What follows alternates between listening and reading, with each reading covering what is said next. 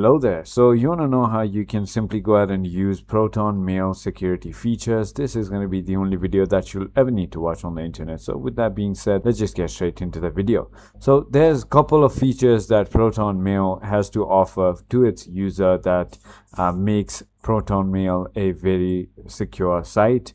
First things first, Proton Mail is based in Switzerland, so your data is going to be already very secure. And the second thing what you can do is when sending a email, so for example, I've just clicked on new messages, which is gonna go ahead and help me compose a mail, so I can write to whom I'm sending it, the subject, and once I just click on this lock icon right here, it's gonna say encrypt message. Now what encryption is that you can simply go ahead and add passwords to your mail and make an or send an encrypted password protected message, and that is about it. I hope this video was helpful to you. If it was, hit that like button and I'll see you on the next one.